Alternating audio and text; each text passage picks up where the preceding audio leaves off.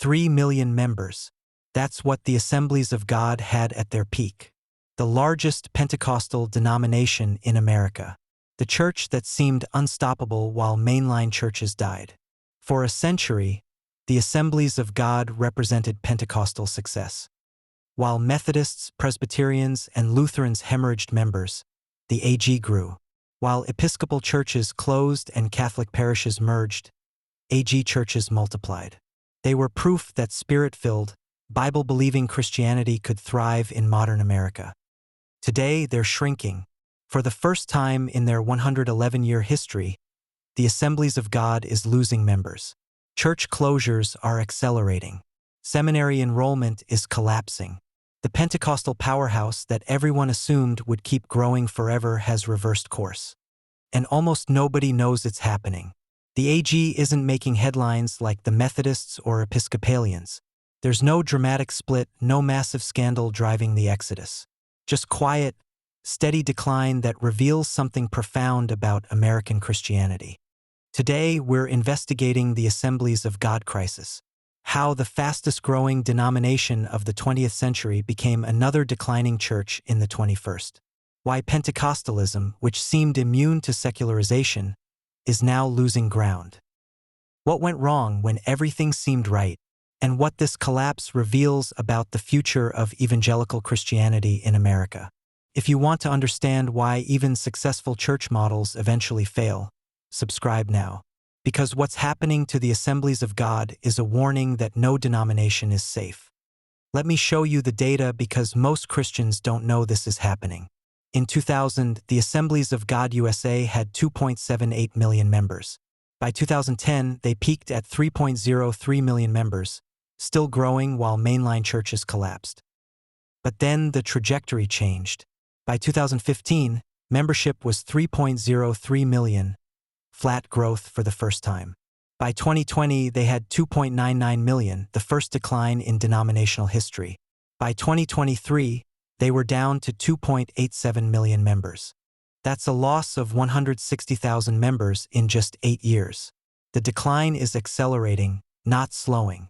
For a denomination that grew for a century, this reversal is seismic.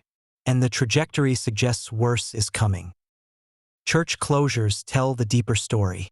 In 2010, the AG had 12,584 churches in the United States. By 2020, that number had dropped to 12,178, a loss of over 400 churches. In regions that were once AG strongholds, the decline is steeper. The Northeast has lost 15% of AG churches since 2010. The Midwest has lost 12%. Even the South, the Bible Belt core, is seeing closures. Only the Southwest shows modest growth, driven primarily by Hispanic congregations. Seminary enrollment reveals the future crisis. At the AG's flagship Assemblies of God Theological Seminary in Missouri, enrollment dropped 30% between 2010 and 2023. Fewer students are preparing for AG ministry because they see the trajectory. Why go into debt for seminary when AG churches are closing and salaries are stagnant? The youth statistics are most troubling. A 2022 AG survey found that only 42% of young people raised in AG churches still attend by age 25. That's a 58% youth retention failure rate. For a denomination that once attracted young people through energetic worship and supernatural experiences, losing the next generation is catastrophic. Pastor Mike served an Assemblies of God church in rural Ohio for 18 years. The church had been planted in 1968 during the charismatic renewal, and for 40 years it thrived. At its peak in the early 2000s, Sunday attendance was 350. When Pastor Mike arrived in 2005, the church was still strong. 200 members, vibrant youth group, growing children's ministry. He preached Pentecostal fire, emphasized the gifts of the Spirit, and maintained the energetic worship AG churches are known for. For the first 5 years, things seemed fine. Then the decline started. By 2015, attendance had dropped to 120. By 2020, 80 people. By 2023, fewer than 50 on a typical Sunday. The youth group that once had 40 teenagers now had 6. Pastor Mike told me what broke him wasn't the numbers declining. It was watching families he'd baptized, discipled, and married quietly slip away. They didn't leave angry, he said. They just left. No big confrontation. No theological dispute. They'd come less frequently, then only on holidays, then not at all. He asked them why when he could reach them. The answers varied but shared common themes. They found non-denominational churches with better programs for their kids. They wanted more contemporary worship than the AG's Pentecostal style allowed. They were tired of the emphasis on speaking in tongues and supernatural manifestations.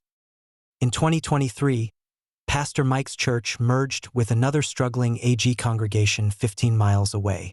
The combined church has 75 members, average age 62. They share a part-time pastor because neither church can afford full-time salary anymore. Pastor Mike now works a secular job and pastors on weekends. He told me, "I thought Pentecostalism was the future of Christianity. We had the spirit, the power, the growth. How did we end up like the denominations we pitted?" That's the question haunting the Assemblies of God.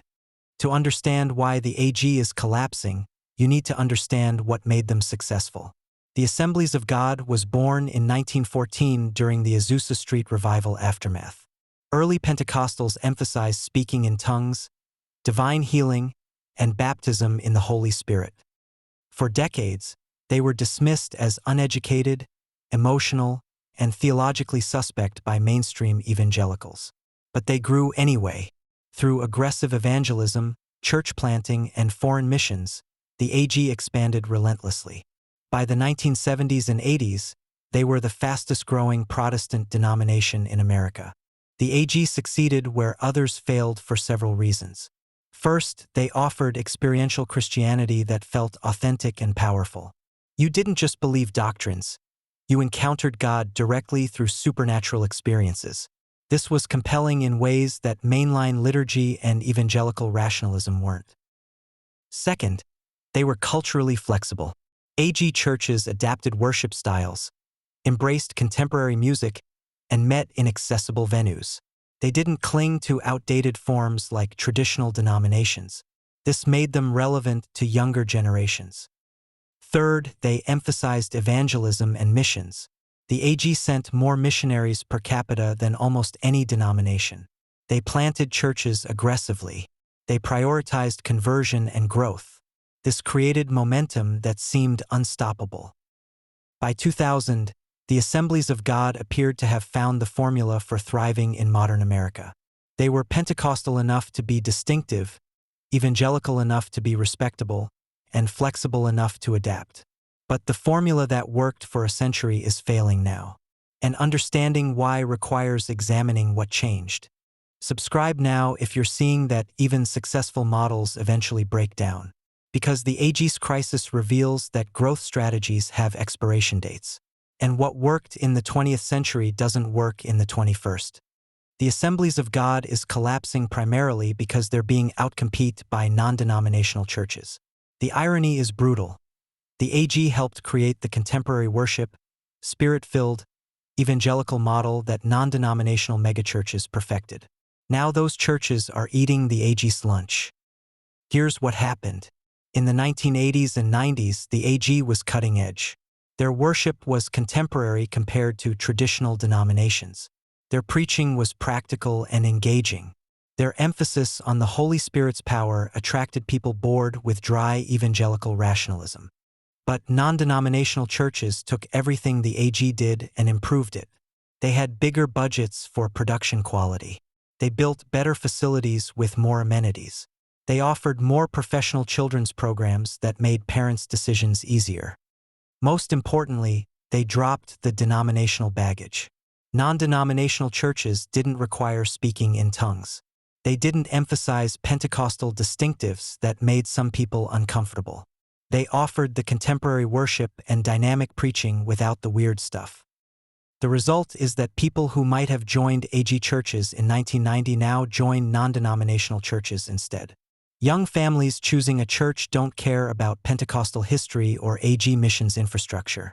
They care about whether their kids will want to attend, whether the music is good, and whether the pastor is engaging. Non-denominational megachurches win on all those metrics. They have full-time children's pastors, professional worship teams, and celebrity preachers. The average AG church has volunteers running children's ministry, a worship leader who works a day job, and a pastor who's good but not dynamic. The competition isn't close. The AG also suffers from denominational identity confusion. They want to compete with non-denominational churches, but they're still Assemblies of God. They can't fully embrace non-denominational flexibility because they have denominational structures and expectations. This leaves them stuck in the middle, too denominational to attract people who want non-denominational, too contemporary to satisfy people who want traditional Pentecostalism. The second major problem is that Pentecostal distinctives that once attracted people now repel them. Speaking in tongues, prophetic words, healing services, spiritual warfare. These were the AG's unique selling points. Today, they're barriers to growth. Speaking in tongues is the clearest example. For classical Pentecostals, tongues is the initial evidence of baptism in the Holy Spirit. If you haven't spoken in tongues, you haven't had the full Pentecostal experience. This doctrine created pressure, expectation, and sometimes manipulation. Countless former AG members describe traumatic experiences at youth camps or revival services. They were told to speak in tongues, coached on how to do it, and made to feel spiritually inferior when they couldn't. Some faked it to fit in. Others left feeling like failures. Younger generations especially reject this. They've heard stories of manipulation and psychological pressure. They're skeptical of manifestations that might be learned behaviors rather than genuine spiritual experiences. They want authentic spirituality, and coerced tongue speaking feels fake. The AG has tried to soften the emphasis. Many AG churches rarely mention tongues publicly. They've moved toward evangelical with charismatic influence rather than full-on Pentecostal. But this creates its own problems. If you drop the distinctives, why be AG instead of non-denominational? The healing and prophecy problems compound the issue. The AG has always emphasized divine healing and prophetic gifts. But the charismatic movement produced excesses, fake healings, false prophecies, financial exploitation. Now, when AG churches emphasize healing and prophecy, skepticism is the default response. Younger evangelicals have watched too many healing evangelists exposed as frauds. They've seen too many prophecies fail. They're wary of anything that feels manipulative or performative. The AG's Pentecostal heritage, once a strength, has become a liability. The third problem is scandal fatigue. The Assemblies of God hasn't had one massive denominational scandal like the Catholics or Southern Baptists. Instead, they've had dozens of individual church and pastor scandals that cumulatively damaged credibility. People are exhausted by Pentecostal leaders falling. The pattern is predictable. A dynamic AG pastor builds a large church through personality and charisma. The church grows rapidly. The pastor becomes a regional or national figure. Then it collapses, usually through moral failure, financial abuse, or authoritarian leadership. This happened at numerous high-profile AG churches over the past 2 decades. Ted Haggard's New Life Church in Colorado Springs was AG-affiliated before his fall. Multiple AG megachurch pastors have been exposed for affairs, financial impropriety, or abusive leadership. Each scandal damages not just that church but the denomination's reputation.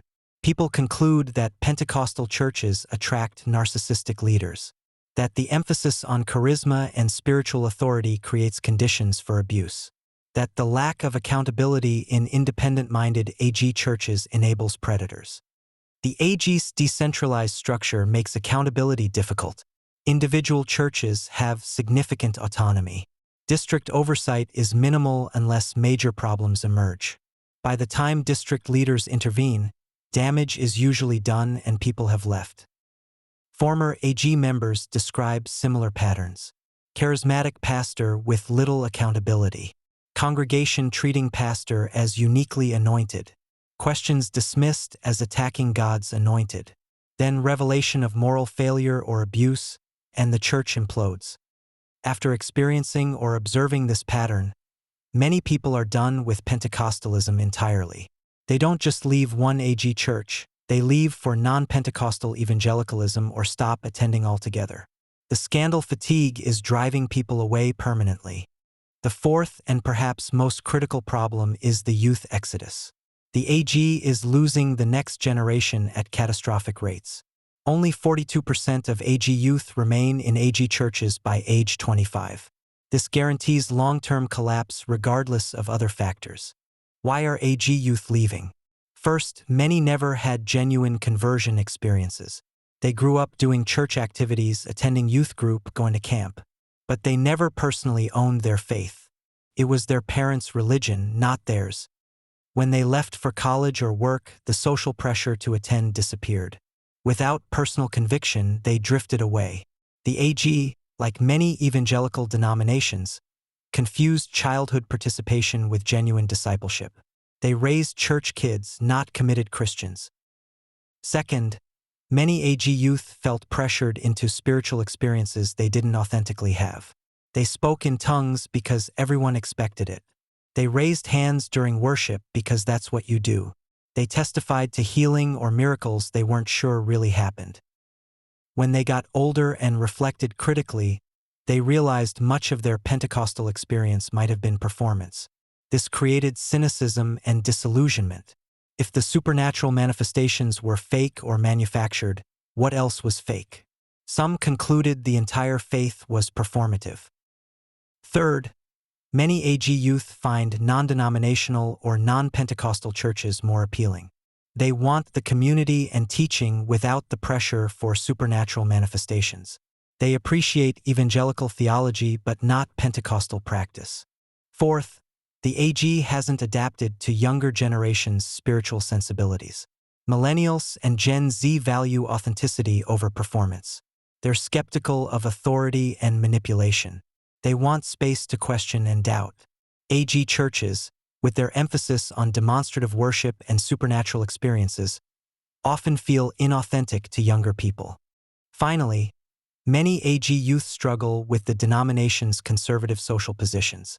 The AG is firmly conservative on sexuality, gender roles, and politics. Younger evangelicals, even conservative ones, are often more moderate on these issues than their parents. When the AG church feels culturally rigid and out of touch, youth leave. Some find more progressive churches. Others leave Christianity entirely, but very few stay AG. The fifth problem is the collapse of the AG's missions enterprise. The Assemblies of God World Missions was once the denomination's crown jewel. They sent more missionaries per capita than almost any Protestant group.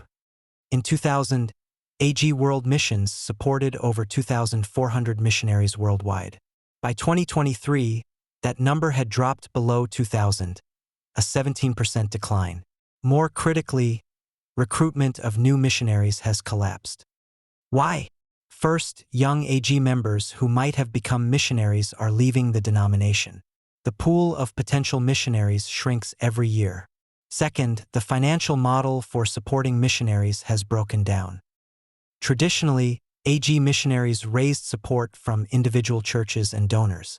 But as churches close and members decline, there are fewer people to support missions. Missionaries spend longer on deputation, fundraising, and still can't reach full support. Third, the missions field itself has changed. Many countries now have strong indigenous Pentecostal movements. The need for American AG missionaries is less clear when Korean, Brazilian, and Nigerian Pentecostals are doing similar work. The AG is grappling with what missions means in a post-colonial, globalized world. Fourth, younger potential missionaries question the AG's approach. They're skeptical of short-term missions trips that feel like poverty tourism. They question whether traditional missionary work is effective or even appropriate. They want different models of global engagement than the AG offers. The missions collapse matters because missions was core to AG identity. They weren't just another Pentecostal denomination, they were the mission-sending Pentecostals. Losing that identity removes a key reason people chose AG over alternatives. The sixth problem is a leadership vacuum at all levels. The AG is struggling to find and develop leaders as the denomination ages. The pastors who built the AG's 20th century success are retiring or dying. The average age of an AG senior pastor is now 58 years old. Many districts struggle to find pastors for open positions. Young AG Bible college and seminary graduates increasingly go to non-denominational churches where salaries are higher and resources better. The leadership crisis compounds because the AG's polity makes change difficult. The denomination is structured around districts with significant autonomy. National leadership can set direction but can't force change on districts or churches. This means the AG can't adapt quickly to changing conditions. By the time consensus emerges for necessary changes, the moment has passed. They're always fighting the last war, addressing yesterday's problems instead of tomorrow's challenges. The leadership vacuum also means theological and strategic drift. Without strong leaders articulating a compelling vision, AG churches improvise. Some become barely distinguishable from non-denominational churches. Others double down on classical Pentecostalism that appeals to fewer people. There's no coherent strategy for addressing decline. Different districts try different approaches. Some liberalize to attract progressives. Others emphasize distinctives to retain traditionalists. The result is a denomination that's unclear about its identity and direction. What's the future of the Assemblies of God? Best case scenario: they stabilize at a much smaller size, perhaps 2 to 2.2 million members by 2035. They become a smaller, more committed Pentecostal denomination rather than a mass movement. This would require several changes. First, clarity about identity. Is the AG a Pentecostal denomination emphasizing tongues and supernatural gifts? Or are they evangelical charismatic, emphasizing spirit empowerment without requiring specific manifestations? They can't be both, and trying to be both satisfies no one. Second, they need to address youth retention aggressively. 42% retention means denominational death within 2 generations. They must figure out how to disciple young people into authentic faith rather than just church participation. This probably means less emphasis on performative spirituality and more on genuine transformation. Third, they need to compete effectively with non-denominational churches. Either offer something clearly distinctive that non-denominational churches can't, or match their quality and convenience. The current middle position, denominational but trying to act non-denominational, doesn't work. Fourth, they need accountability structures that prevent scandals. The AG's decentralized polity was a strength when churches were growing. It's a liability when pastor after pastor falls and takes churches with them. Fifth, they need to adapt missions for the 21st century. The traditional American missionary model is dying. The AG needs new frameworks for global engagement. This might mean partnerships with non-Western Pentecostal movements rather than sending American missionaries. Worst-case scenario: the decline accelerates and the AG collapses over 30 years. Membership drops below 1 million by 2040. Districts merge out of necessity. The AG becomes a small Pentecostal sect rather than a major denomination. Most likely scenario: continued slow decline with no reversal in sight. The AG loses another 500,000 members over the next 15 years. They close 2,000 more churches. Their cultural influence diminishes further. The AG crisis matters beyond one denomination because it challenges assumptions about what makes churches grow. For decades, evangelicals believed Pentecostalism was the future. Spirit-filled, experiential Christianity would thrive while liturgical and intellectual approaches died. The AG's decline suggests that's wrong. Pentecostalism isn't immune to secularization. Experiential spirituality doesn't automatically retain young people. Supernatural manifestations don't guarantee church health. This should humble all Christians. There's no guaranteed formula for success. The strategies that work in one era fail in the next. The movements that seem unstoppable eventually stall. The AG crisis also reveals that competition within evangelicalism is brutal. The AG isn't losing primarily to secularism or other religions. They're losing to non-denominational churches that do similar things slightly better. This suggests the problem isn't that people don't want church. It's that they have too many church options and choose the best ones. The AG is losing the evangelical marketplace competition. Finally, the AG crisis shows that denominational structures are increasingly liability rather than asset. The AG's polity, missions infrastructure, and institutional identity once provided support for local churches. Now they're seen as bureaucracy, outdated requirements, and constraints on flexibility. Young pastors don't want to be AG pastors. They want to be pastors who happen to affiliate with the AG for credentials. This erosion of denominational loyalty is happening across evangelicalism. The AG is just further along than most. What should Christians learn from the Assemblies of God crisis? Lesson 1. Success expires. The AG found a formula that worked for a century. It's failing now. Every church model eventually becomes obsolete.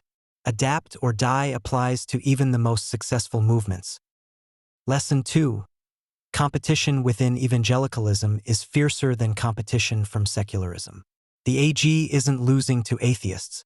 They're losing to other evangelical churches.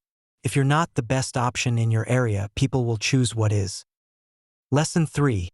Experiential spirituality doesn't automatically retain youth.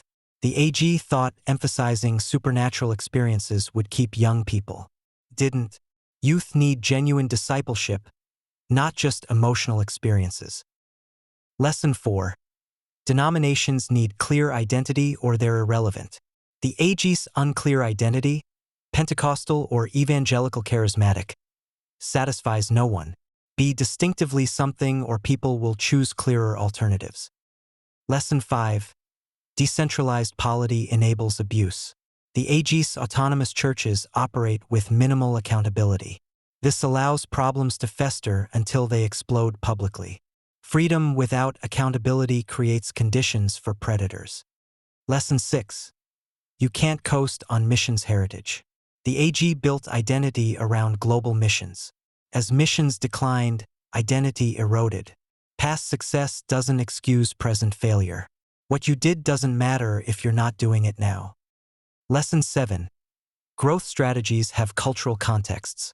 What worked for the AG in a Christianized culture doesn't work in secular America. They haven't adapted their approach to post-Christian contexts. Strategies must evolve with the culture they're trying to reach. 3 million members. That was the Assemblies of God at their peak. Today, 2.87 million and falling. The fastest-growing Protestant denomination of the 20th century is shrinking in the 21st.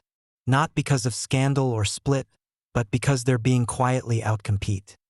The AG's crisis is devastating because they did so much right. They emphasized evangelism when others didn't. They adapted worship when others stayed rigid. They sent missionaries globally. They built churches aggressively. And yet they're collapsing anyway, because the formula that made them successful for a century stopped working. Non-denominational churches do contemporary better. Evangelical churches do teaching better. Catholic and Orthodox churches do tradition better. The AG is stuck in the middle with no clear advantage. This should humble every Christian leader. If the Assemblies of God can decline, anyone can. If Pentecostalism isn't immune to secularization, no model is. The movements that seem unstoppable today will struggle tomorrow. What breaks my heart about the AG crisis is how much will be lost. The AG has trained thousands of missionaries. They've planted churches in unreached areas. They've offered spiritual vitality to people bored with dead religion. But that heritage can't prevent the coming collapse. Pastor Mike's church in Ohio is closing. Thousands more will follow over the next decade. Young people raised AG are leaving for non-denominational churches or leaving faith entirely. The Assemblies of God will survive. But they'll survive as a much smaller, much weaker denomination. The Pentecostal powerhouse of the 20th century will be a Pentecostal remnant in the 21st. And that transformation is happening right now, mostly unnoticed. If this investigation challenged you, opened your eyes, or made you think about your own church's future, subscribe now. Because the AG crisis isn't about one denomination. It's about what happens when success strategies expire, when competitive advantages disappear, when the next generation doesn't choose what their parents chose. Every church is facing some version of what the AG faces. The question isn't whether your model will eventually fail. It will. The question is whether you'll adapt before it's too late or manage decline after the fact. The Assemblies of God tried to adapt. They softened Pentecostal distinctives, embraced contemporary worship, and focused on growth. It wasn't enough. The competition was too strong, the culture too changed, the young too skeptical. Now they're watching their century of success unravel in real time. Learn from their failure. Don't assume your success is permanent. Don't coast on what worked yesterday. Don't wait for crisis to force change, because by then it's too late. The young people are gone. The churches are closing. The decline is irreversible. The Assemblies of God is learning this the hard way. 3 million members down to 2.87 million, heading toward 2 million. May their struggle warn us before we repeat their mistakes. Because every church is closer to collapse than they realize. And the AG's crisis proves that even Pentecostal fire eventually burns out. Unless someone tends the flame before it's too late.